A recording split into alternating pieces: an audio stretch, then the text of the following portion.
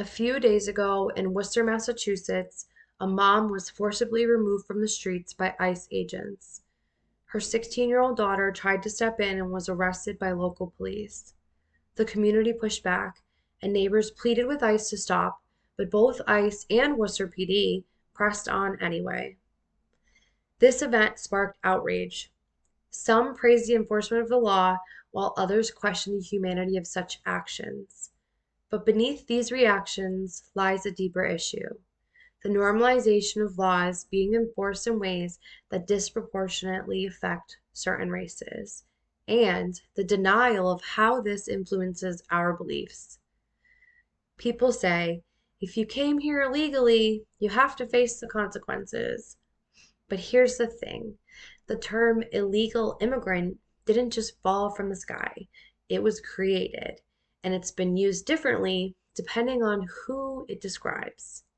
Historian May Nagai explains in her book that early 20th century US immigration laws were designed to create and enforce racial categories, making racial exclusion a core feature of the system. This led to the invention of the illegal alien label, which institutionalized racism and justified discrimination, a concept known in sociology as labeling theory. So, even if laws don't say anything about race, the way that they're used isn't equal.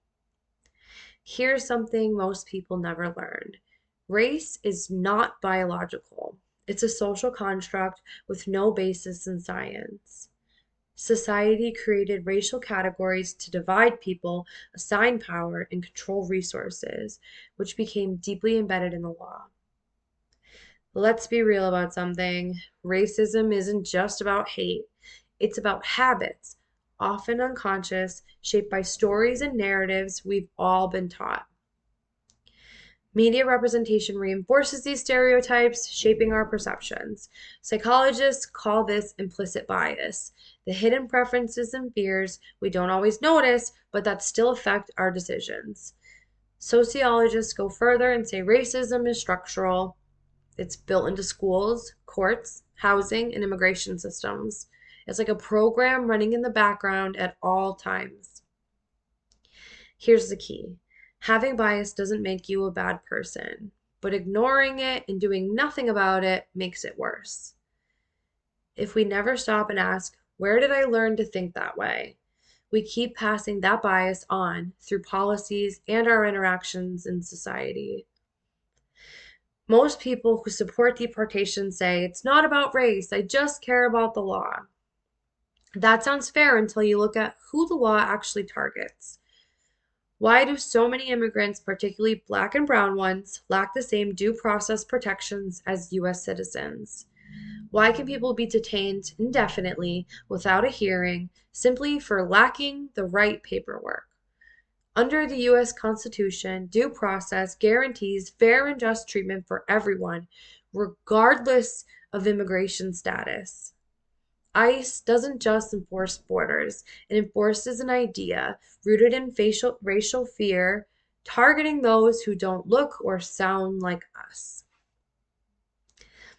And that's the real problem. When the law is used to protect some and punish others, it's not just a legal issue, it's a human issue. Now let's take a step back. Once upon a time, it was legal in the United States to own slaves. But was it moral? The clear answer is no. Just because something is legalized doesn't mean it aligns with our shared sense of justice. History shows laws have upheld oppression, from slavery to segregation to voting rights, and the list goes on forever. ICE enforcing deportations doesn't automatically make them just, moral, or fair. We must ask, why does the law exist? How is it used? And who does it serve? Back to Worcester.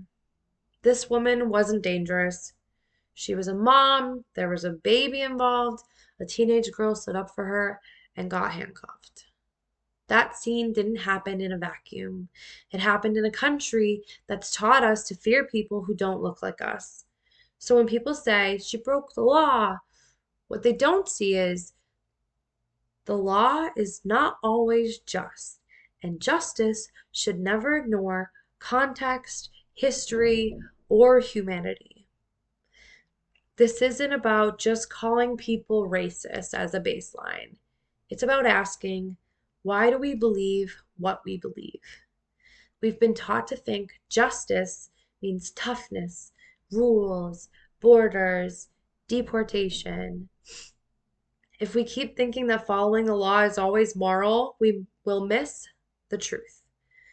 Sometimes the law is the problem. And unless we recognize how race has shaped those laws, we'll keep repeating the same harm, all while telling ourselves we're doing the right thing.